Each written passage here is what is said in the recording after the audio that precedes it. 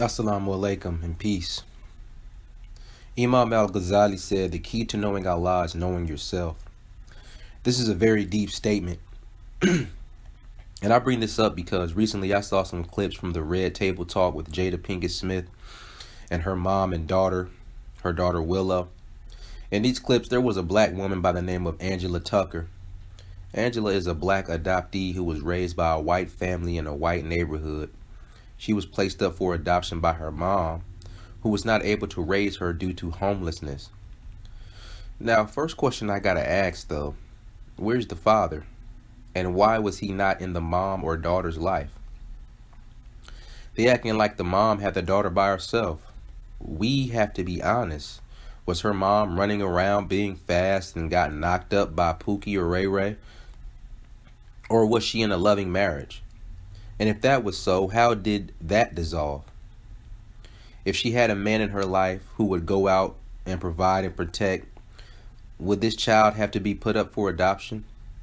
What choices did her mom make? These are all serious questions we have to ask. Females need to stop acting like they don't need men in their lives to provide and protect for them. This is where many of us mess up. And this has to do with knowing yourself. When you know that as a female, you are limited to a certain degree, then you will take that information and act to find you a mate who will provide for you in the areas where you are limited. A female can do many of the jobs a male can do, but a male can do all of the jobs a female can do and then do his own jobs as well. So a male has more earning potential than a female. Also, males are workhorses, so we're going to work and work and work and keep going until we drop. This is not the same for a female. Females have to stop looking at these single celebrity moms and thinking that their lives will go as smooth, quote unquote, as theirs. Because these celebs are the exception, not the rule. In most cases, single mothers end up in bad conditions or barely making it conditions. And maybe the father was a deadbeat himself. But also at the same time, the woman should know who is she allowing inside of her body to have a child with her. So I just wanted to toss that out there first. The foundation is broken off top. So this Angela Tucker, and I'll put the link to the Red Table Talk. I'll put that probably in the comment section or the description. But, you know, this Angela Tucker goes on to talk about being raised in a white family, in a white neighborhood. And she talks about how basically when she looked in the mirror, she was basically disappointed. She expected to see a white girl and sees a black face staring back at her. And she talks about having fear of being around black people. And so Jada's mom, she asks a very good question. She asks, so what do you mean by fear of being around black people? And Angela doesn't really answer it. She talks about being unsure of herself. But my suspicion is that it was a fear of blacks put in her by her family and or community. If you're growing up in an all white neighborhood that's sectioned off in their own little enclave, that's a sign right there that that is probably a white supremacist neighborhood. Because y'all want to separate yourselves from the rest of the society. So no wonder she feels a fear around black people. And that's why she really can't explain it. She feels that genetic fear that many in the dominant society fear, that genetic fear of annihilation, as the great teacher Francis Cress Welsing spoke about. But also she has a fear because she is worried about being exposed as a coon, you know? And I think that's one of her main fears. They will find out that I'm really a white girl on the inside and I really have disdain for black people. Another thing that exposed this was when she was asked, well, who do you hang around with now? She didn't say black people. She said other transracial adopted children and white people. And she's not talking about white kids adopted by black parents, because that's transracial too. No, she's talking about those who were adopted by white parents. That's who she gets along with better, because they're all just a confused group of self-hating and anti-black hating people, allegedly. And she doesn't have to try to hide it with them. And this is what she fears other real black people will find out about her. Like I said, if you watch the link and you seen the Red Table Talk, the way she speaks about blackness is as if it's a disease or something's wrong with her. She has to kind of be scared to talk about it. So there's some issues going on, deep issues going on. Now, when she looked in the mirror and she saw that she was black, this was supposed to be one of the first steps in getting to know yourself.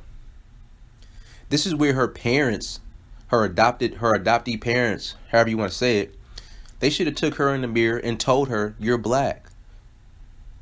You're different from us. And there's nothing wrong with that. You need to learn about your history. This is where they had a chance of teaching. So this should have made her recognize that she is different and want to learn about her difference.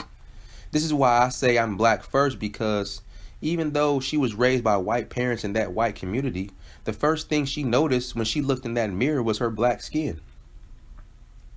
Now, being a child, she wasn't really to blame. I blame her parents. But they knew what they were doing, in my opinion. You have a black child and you're not going to teach them anything about their blackness. One of the first things my father did when I started coming of age was give me my first black history lesson book. And, he always had me listening to his lectures he gave to us. He had bookshelves of knowledge, as I said before. And as well, we listened to black music. I really think that's what helped cultivate me.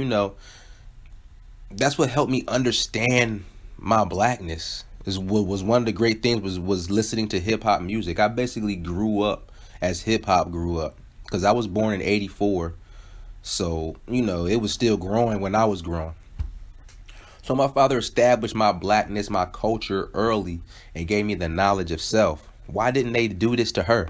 It's not going to hurt y'all for her to know about her culture and know about her history and blackness and the greatness that she's come from and the greatness she should achieve and strive for.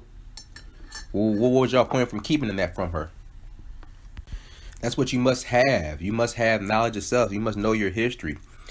And there's no excuse nowadays, because you have the world at your fingertips. There's many documentaries out. Excuse me. And if you want to look at some good documentaries, Hidden Color series, that's a good place to start. You will see that you are the original man and woman. Even Adam, before he was blown the spirit into the clay, the black mud, as the Quran puts it, Adam was black. When he was sitting in status and the black clay was sitting there hollow, drying out, and Iblis was walking back and forth, hating on him, Adam was black. So know that you are the original man, the original human. His wife was made from Adam's rib. So Allah honored you with this seniority. And this is how you begin to know your Lord. This will cause you to be thankful to your Lord and worship him with more sincerity. Because since you were the original, then you have a great responsibility to uphold. So when you withhold yourself from knowing yourself, and when your parents hold that back from you, you're doing yourself a great disservice. And they are doing the same, because once you understand that you are the original, this will make you say, well, who created the original? And it will lead you back to Allah. And if you keep watching, my suspicions are proved correct. It starts turning into like a real coon fest, man, because then Angela's asked, okay, well, you're an adult now. We understand that you didn't have this education growing up, but now what are you doing to know yourself? Do you actually want to assimilate with black people and black culture? And she starts explaining and talking about I don't know if I'm really have the right to do that. I don't know if I'm worthy. Huh? You really have some anti-black issues, woman. Black people, we are cool. We will accept you because you black. But once you start acting funny style, the first thing we gonna do, we gonna roast you. But then at the same time, we're gonna correct you and try to get your mind right. But once we see that you really craving those butter biscuits, then we got to start to distance ourselves from you. And that's why you feel you're not worthy, because you know what you're going to do, and you know You don't want to give up believing that you're other than what you really are, and that is black. And this is why knowing yourself is so important again. Because when you don't, you live in a state of confusion. You don't want to live in a state of confusion. Confusion is from Shaitan. How are you going to know your Lord when you're confused about yourself and you want to stay confused or want to stay ignorant purposely of what and who you really are? You're never going to know your Lord if you can't even accept the truth of your own self. I can guarantee you either she is just non-religious or she is a Christian worshiping white Jesus. She's a white Jesus worshiping Christian. Because as soon as she was asked about coming into the black community, her eyes popped open. She was like, oh, she looked like she's seen a ghost. Like, oh. Do you know how them eyes start bucking? Her eyes started bucking out her head. And then she was like, well, that's the first time I ever thought about that.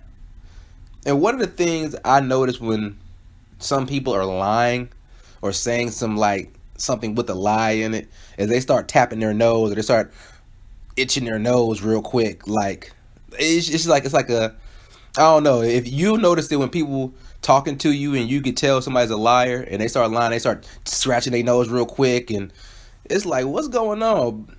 But she was like, yeah, I never thought about that. Yeah, right. But let's say she didn't. That's very telling.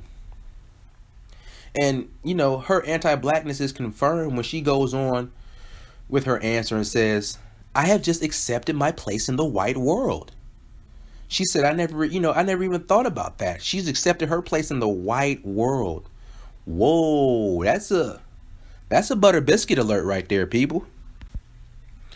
Because what she's saying is, I'm happy pretending to be white. I'm happy thinking that I'm other than black. She said, I live in a white community still, and I'm just accepting that. She's accepting that she's just a house Negro. That's what she's accepting. And we have to be honest with that. A lot of these transracial adoptions where the parents are white are really just coon factories. One thing I like that the Arabs did, and now I see that, foundational black Americans are beginning to understand this as well, is the importance of lineage. They would have names like Umar, son of such and such, son of such and such, son of such and such, all the way back to, to their earliest ancestor. And I'm glad, foundational black Americans are starting to trace their lineage and see where we have come from and our ancestors. Because this, again, is about knowing yourself, knowing where you came from. This empowers you. This is why she's looking lost in the world. Even though she had two parents who had money and raised her well, she's still lost and confused because she knows nothing of herself. And so she starts doing more splaining. She's like, well, I grew up in white spaces, so it makes sense that I would feel safe there. See, again, she's throwing around that fear and safety when in relation to black people. Sounds to me she was taught that black people are criminals. The whole, you guys are 13% of the population but commit 50% of the crime, those BS stats. And she thinks she's more safe around white people, suspected white supremacists. She thinks she's more safe there. Oh, okay. I see she hasn't gotten her nigga wake up call yet, but it will come and it will come hard. It will hit hard. Ask Stacey Dash. Then she says, it's hard for me to walk around every day and be seen as a black woman, but not feel like a black woman. Did you see that self-hatred? What do you mean it's hard for you to walk around every day and be seen as a black woman? Like, just that part right there is weird, but not feel like I'm a black woman. What she's saying is, I hate that I'm black because I believe that I'm white. And the next question is, how does a black woman feel? Or how does she think a black woman should feel? Since you think you're white, how should a black woman feel in relation to white people? Do you mean what you're saying is, I don't feel that white supremacy is real or affecting me in any way? And, she answers it. She says, she feels like she had white privilege by osmosis. Wow. Oh my God. She is just telling on herself, man.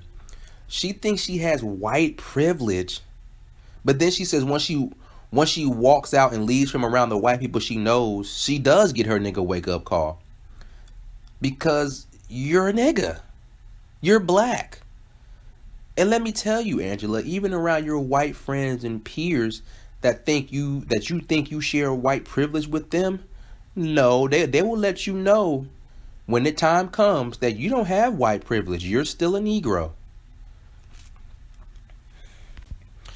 Then she goes on to talk about how she started receiving her mini nigga wake up calls, her small nigga wake up calls in small doses, because she says she chose to go to an all white college, and she said she experienced racism, but it was coded. Oh, so these white supremacists do be on code, huh? She said she was the token black person, and she was mockingly pedestalized and put on the covers of pamphlets to prove, hey, we ain't racist. What that old Kanye West said on the first on his first classic album. They take me to the back and pat me, asking me about some khakis, but let some white people walk in. Bet you they show off they token blackie. Oh, now they love Kanye. Put them all in the front of the store. Or did he say black people walk in? But whatever. Talking about the token blackie. But yet, even Kanye, recognizing this white supremacy, he still chose to get down with it. Telling Trump he's like his dad. You my zaddy. So, when you know yourself, you will know your Lord better. And now, look at Kanye. Dropping the damn Jesus is King album. Like, which one is it? He's a flip-flopper, man. Like, these are just side notes right here. He's a flip-flopper. You came out when you had that power song, Rocking a Horse Chain. So you're letting us know that you worship the sun. S-U-N. You're letting us know that version of Christianity is an imitation of the ancient Egyptians and their sun worship and, Osset, Horus, Isis, all of that stuff. But then you're coming out with the Jesus is King album and you're supporting Trump and calling him your zaddy. So you're playing both sides of the fence like a true white supremacist does. But anyway, because, this is like that whole album drop, Jesus is King, is really ironic because it comes after this Botham Jean trial and this whole I'm a Christian, forgive, and Tammy the Mammy, I'm a Christian first coon tour. It's amazing how that dropped right around that time. It's like it's cementing it into your mind. Seems like it's right on time, huh? But, let's get back to the topic. So even when she sees and experiences this racism, she still feels better around white people as opposed to her own people. It didn't make her say, wow, I'm being exposed to racism. Let me start learning about myself and let me find the black people around this campus, or let me go out and assimilate into black culture so that I can learn myself more because this could get dangerous for me. No, she chose to still live around her white community. So the self-hatred is real. And then she starts talking about her little money grab scheme. So she learned the finessing game from her parents and all of that, because you can get some money from adopting children, but she using the whole money grab scheme that she learned from her parents, which is basically her mentoring transracial adoptees. She says they just talk about feelings. And the reason I call this a money grab is because how you going to mentor a child and you don't even know who you are? You think you're white.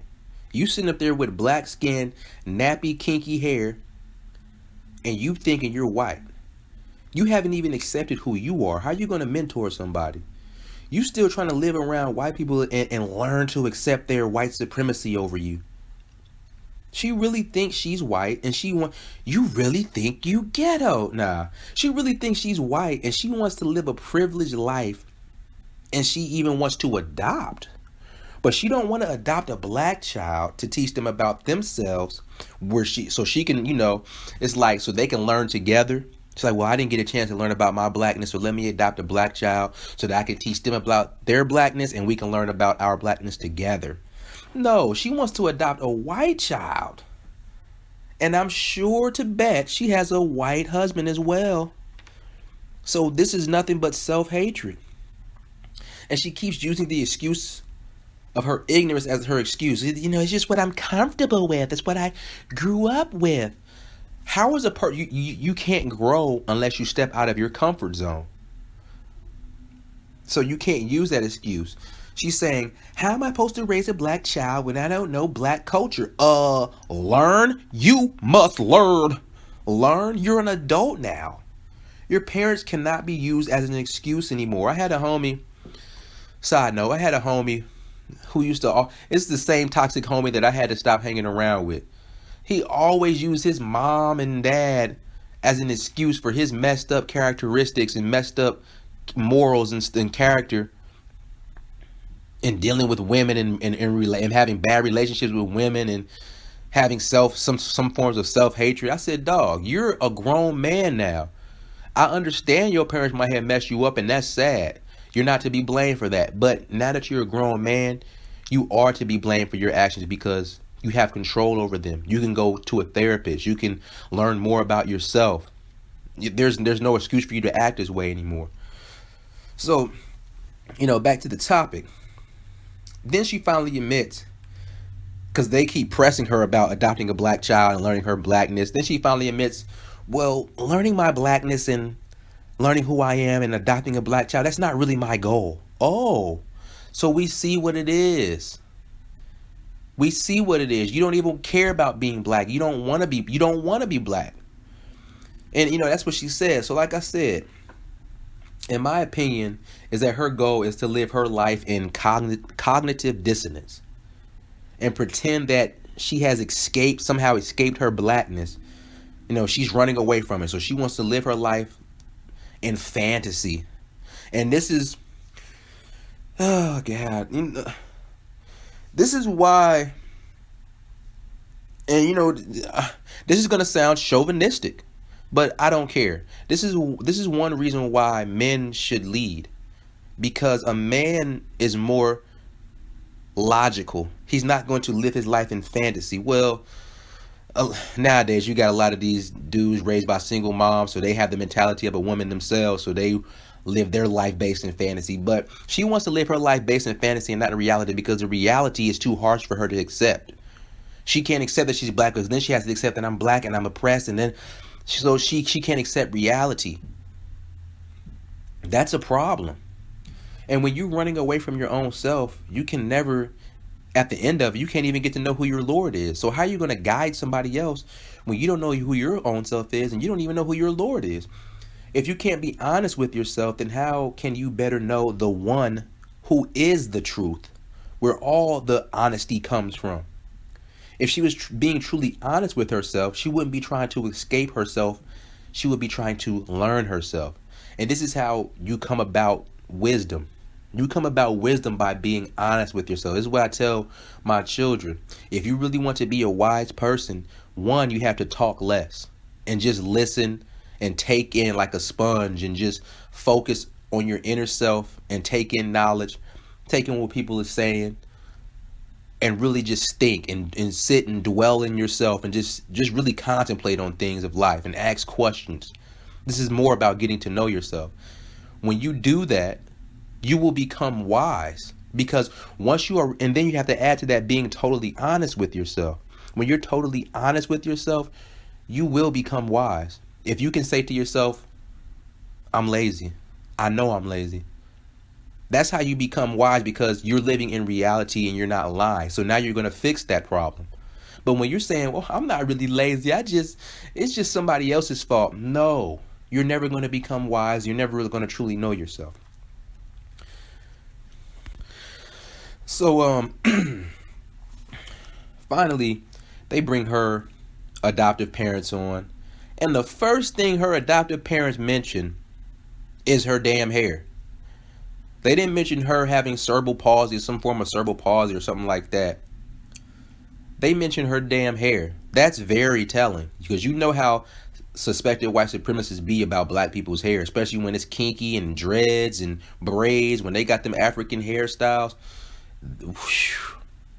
So it exposes why Angela doesn't even know herself, because her parents wasn't even trying to know about black hair and how to do it. You could go to the library and find books on how to do black hair. We live in the internet age. I know y'all got internet out there. Y'all could go on YouTube and Google how to do black hair and learn about black hair. Learn about natural hair care. So the fact that she mentioned the hair off top sounds very suspected white supremacist-ish. And then she's speaking about how all their white friends wanted to touch her hair because they've never seen anything like this. How? Oh, y'all don't interact with black people, do y'all? See what I mean? This daughter has basically become a pet, a zoo animal that everyone is curious about, a science experiment. And the daughter, Angela, even admits the transracial adoptee is a tool for learning. But they ain't learning nothing. And you don't know yourself. If they were truly trying to learn, then they would show that through their actions of studying and research. Angela goes on to say what many blacks have been brainwashed into, basically to worship whiteness. She talks about how her adoptive her sister who was white, she talks about how her sister had straight hair and her dad had blue eyes and how she loved that and she basically wishes she had that and is angry that she doesn't. This is where knowing yourself is deep. She basically worships whiteness. So I'm sure she sees her God as white. And she sees this benevolent white family come and save her and come help her through her cerebral palsy. And she's like, oh my God, literally. And she sees her black mom left her. So she sees black people as a devil, even though she may love her mom. So they asked the white parents, why'd you adopt her? And the mom chimes in that it wasn't really a conscious choice. What do you mean? You can consciously see she's black, right? And the father says, and we saw how she was a special needs and we just wanted to help. So what they really exposing to me, in my opinion here, allegedly, is that they wanted to wash away some of that white guilt by being benevolent to this black child. So they can say, see, I'm not really racist. We helped raise a black child. We helped a poor black child with special needs. You know, them people that you work with at the office who'd be like, hey, Shaniqua, I have some leftover biscuits from Popeyes if you wanted to take them home. I'm not going to eat them. And then when her actual birth mother comes out, I'm sorry to say, it's pure mammy fest. I'm not trying to be rude, but even the mom was saying she was raised, you don't talk to white folk now. And then her mom says something in a joking manner when they were joking about her getting to know herself, the daughter. She says, well, I can't even figure me out. Exactly. Which is why you left your child with someone else. You didn't know who you are. You left your daughter with a white family who didn't care that she was black and didn't care to know who she was on that level. And now your daughter doesn't know who she is. And she is trying to mentor others and lead them down the path of more confusion. What is essentially being created are agents of white supremacy and suspected white supremacy. Now, since she believes she is white, she is going to pass down the anti-blackness to her white adopted child. And now, even though, the dominant society as a whole is starting to die off, they have left their agent to carry on this mentality. Now, I can't say for sure if her parents are white supremacists. This is why I say allegedly. But the fact you didn't teach her about her own history, the fact that y'all live in your own little enclaves, and you allowed her to treasure and praise your whiteness is very telling. But when you know who you are, you will realize that you're an internal soul living inside of a mortal body. So for your mortal body, you being a black person, you must have constant knowledge of self from a race perspective in relation to everyone else. Then you must have your historical knowledge. Then you must have knowledge of yourself, of your gender and your role as your gender, your health and well-being, your finance, everything that encompasses your mortal physical world. And when you realize that you are a soul living inside of this body, then you will also seek knowledge of the one Allah who created this soul and put it inside your mortal body. And you will ask, what does he want from me in this mortal body? Because you know that eventually that body is going to die. So what is my purpose while I'm living? Who is my creator? What are his attributes? Knowing yourself will lead to knowing your soul, which leads to knowing your Lord. And you can do it in the reverse order as well. If you know your Lord, it will lead you to knowing more about your soul, and then it will get you to know more about your physical realm. But that's all I wanted to drop on y'all. Thank you for tuning in. Inshallah, I'll be dropping some more. I might make this a 2-part series about knowing yourself. So if I do, I'll upload the second part, soon. Just hang in there. Don't forget to like, subscribe, share, all that good stuff. Thank you for listening. This is Bilal Abdullah of Muslim and Black in America. I'm out. Peace and assalamu alaikum.